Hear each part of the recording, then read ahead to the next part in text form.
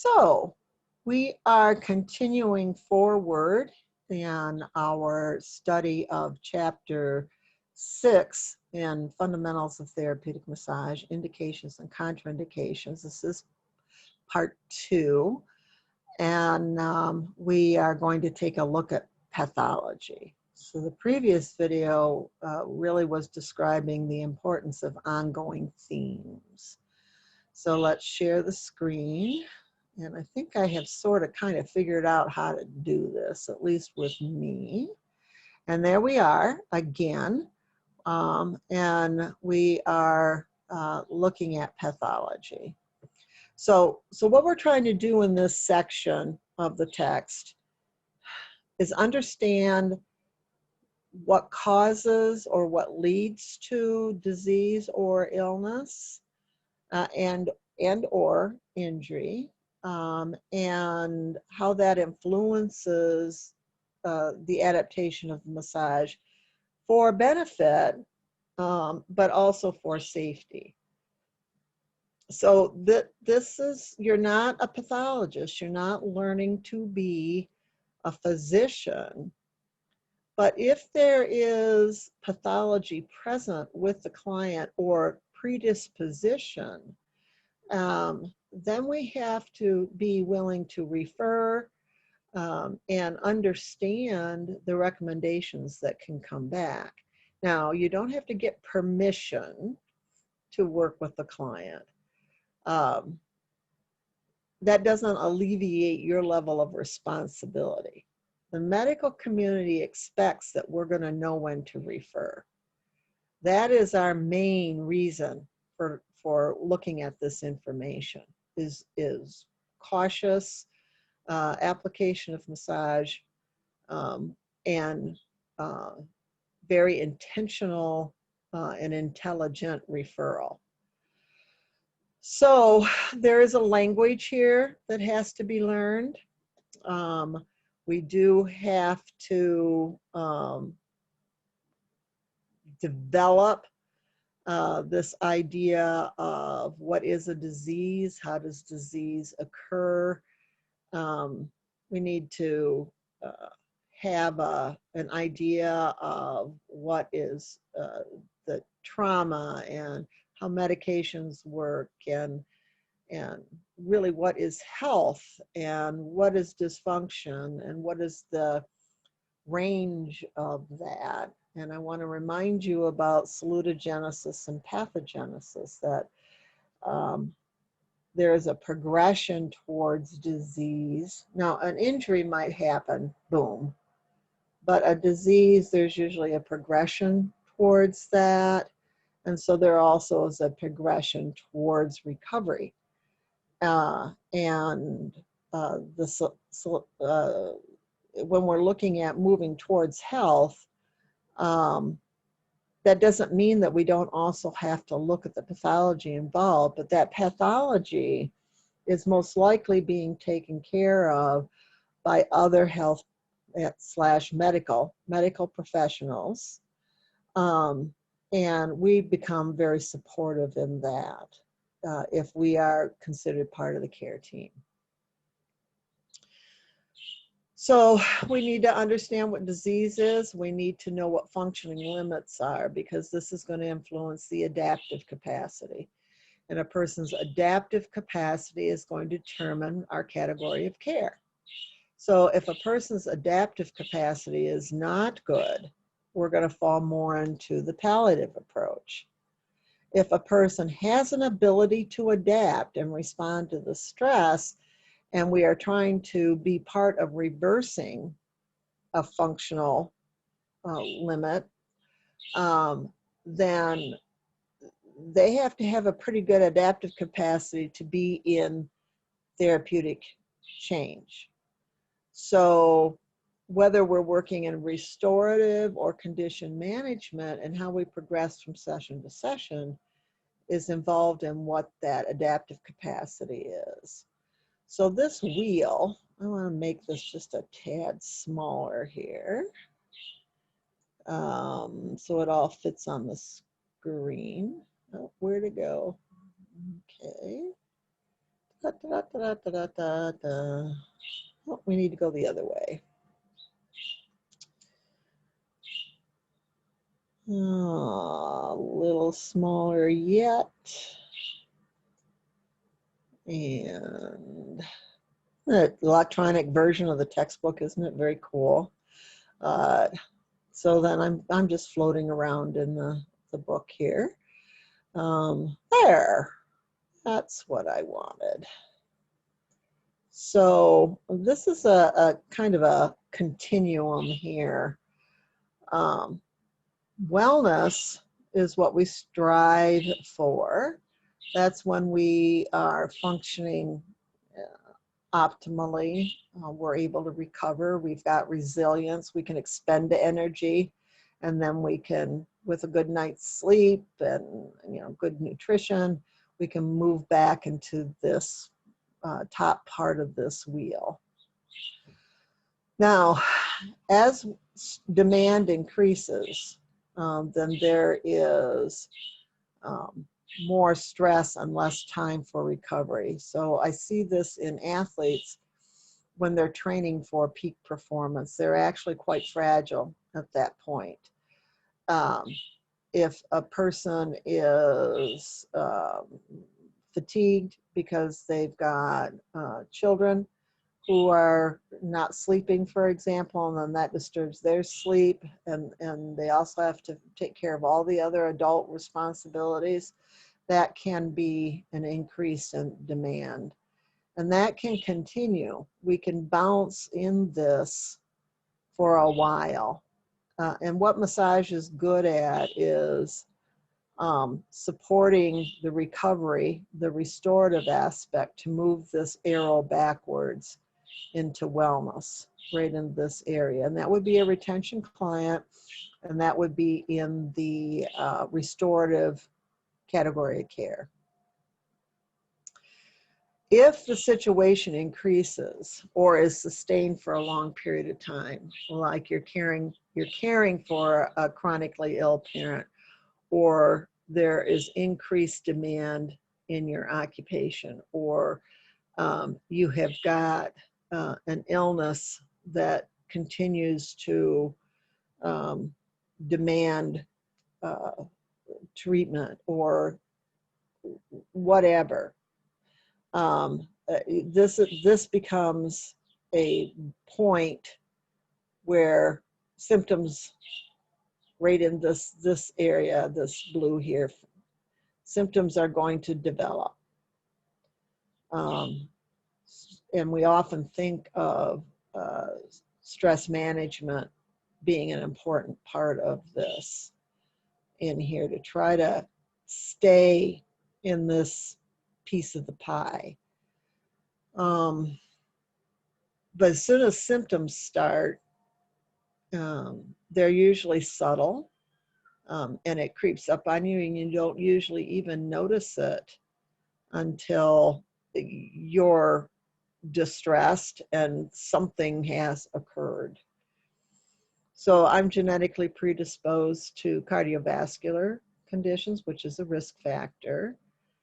And I worked probably for over a year in a very demanding time. I was working with the Pittsburgh Steelers, actually, as they were approaching a Super Bowl. And I had a couple of older players that this was their last chance to participate in a Super Bowl thing. And I had agreed to be part of their condition management support while they were working themselves through this last season. And so I felt compelled. I felt compelled to continue that occupational demand. But I was really tired, and it was a lot of effort. I felt the effort. And so it was just after that Super Bowl that I finally succumbed to some medical testing to try to find out what was going on. And one of them was a heart cath, and they found that I had a major artery, major coronary artery, the left main was almost totally blocked. And so I went from being kind of tired and wondering what was going on and kind of dreading having to do what I needed to do, and then to a critical surgery tomorrow kind of a situation. And the symptoms never got horrid, which is in females sometimes that's the way cardiac symptoms appear. But now then I had not only the recovery in the physical body of working beyond maximal demand, I also had a surgery, an open heart surgery that I had to heal from. And that's a big hole that you have to heal when they cut your chest open to do that. And so I had two factors going on here. And I'm personally not great at following my own advice or information. And so I wanted to hurry this. And sometimes there's a lot of pride and or accolades, you know, oh, wow, they had this thing happen and they were back to work in 2 weeks. And that's not necessarily a good thing, because this healing phase over here takes time. It takes, people say, well, how long? How long does it take? Well, this cycle takes about a year or more. So this recovery cycle is also going to take a year or more. Now, getting past the acute phase may only take a couple of weeks to a couple of months. And as we approach the subacute healing, some of the very distressing signs and symptoms may start to decrease, and we start to think we're better. But there's still another whole phase of healing that has to happen. And if we try to move too quickly to a peak performance or activity over here on this type of the cycle, we're going to find ourselves having to cycle back around with it because we did not give our body enough time to heal. So if this takes a year, this cycle back up is going to take a year. And it's not going to be the same. After a surgery, hopefully things are going to be very improved, or after a significant illness, we can reach wellness again, but it's going to be a different wellness. So, you know, talk about with our societal approach to life as being a new normal, as I'm recording these during the pandemic in 2020, we have to achieve a new normal.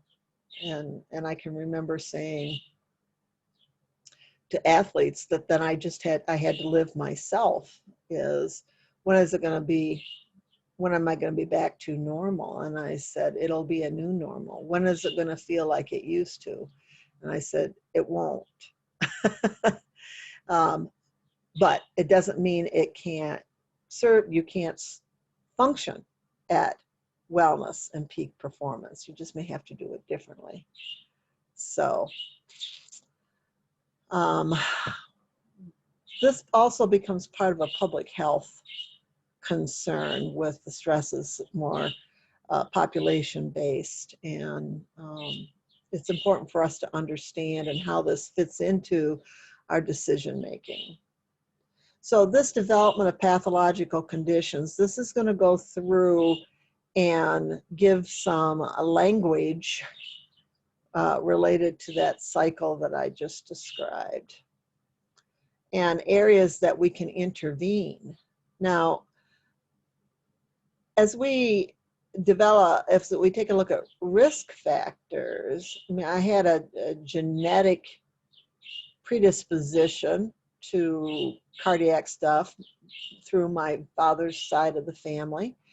And so I've never smoked. I've always been really active. I've ate a fairly clean diet. I've had regular care. I've tried to mitigate those genetic factors. That's why everybody was so surprised that in my very early 50s, I showed up with this condition. And some things are age related, and you can't stop aging. So that also becomes a risk factor. Lifestyle, very important to understand the demands of a lifestyle. And I think this was a contributing factor. I worked a lot, a single parent, lots of responsibilities, too much probably, too much. Environmental factors, you know, what's my air quality like? Do I have access to fresh, clean food? You know, that kind of can be a situation. If I have a pre-existing condition, so I have one now, and so it has to be monitored, and it can make me more vulnerable in some situations to other types of conditions or a potential reoccurrence. And stress is huge, huge, huge, huge, huge, huge. And we talked about stress in chapter 2 of our science studies, Mechanisms of Health and Disease. So you can start to see the overlap between the two textbooks and how they support each other. This section, which is another reading segment, study segment, is going to give you some general categories of how we can fall into less than optimal function, and then how possibly massage therapy can be part of the recovery process and or the supportive process. So lots here about stress and stress management, and we have good evidence to show that general full body massage that the individual finds pleasurable, that does not damage tissue or exceed adaptive capacity on a regular basis, can very much be part of a stress management program. I can say that with confidence.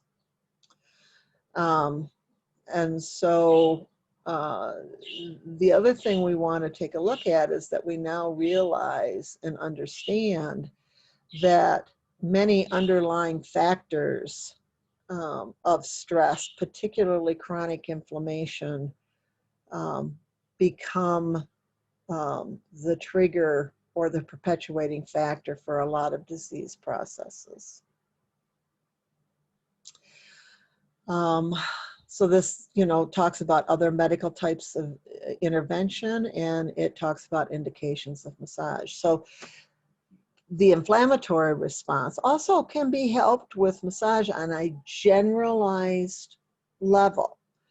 And so it's important for us to understand these two, stress management and the occurring inflammation or some other perpetuating factor that might cause inflammation. Smoking, for example, is an irritant that's going to cause ongoing inflammation in the lungs, or a repetitive activity where you're moving the same body part over and over and over, especially if it's loaded, like you are lifting one object and putting in another space over and over and over. This table right here gives you some idea of all the different conditions related to this underlying inflammation. And then it talks about therapeutic information and how we might be able to take, in a very localized area, massage used very cautiously can actually create a small controlled area of inflammation, which takes it back to out of an acute kind of stuck phase back, or out of a chronic kind of stuck phase back into an acute productive phase where you may get some tissue remodeling with that. Pain, you really need to slow down and absorb the information on pain. And we've talked about pain in multiple areas of our studies, and we will continue to talk about it. And massage has value as a pain management strategy. And so you can see, and these referred areas, we talked about this in your science studies as well, that we cannot assume that pain felt on the surface of the body is from soft tissue, muscle, skeletal type conditions. It can be referred from a more visceral condition. And so we need to be aware of these locations where people might be complaining of a pain that they can't quite get away from. And massage doesn't sort of address, that's an indication for referral. And we've got the neurological, the neuropathic pain that can follow a dermatome, like you might find with sciatica or thoracic outlet syndrome. Tends to fall into the cervical plexus, brachial plexus, lumbar, sacral. And then a more specific discussion of cancer-related pain. And that typically is treated, even though it's ongoing and it doesn't resolve, it's treated as an acute type of pain. And then post-cancer recovery or remission, the treatments, the surgeries, the chemotherapy, the various other immune type medications, the radiation can have long-term chronic pain and debilitated function related to it. So then we get into this whole idea of how do we manage this, and the difference between productive pain related to acute conditions that it's going to resolve and chronic pain that is going to need to be managed. And so these are all the different ways pain can be mitigated or controlled.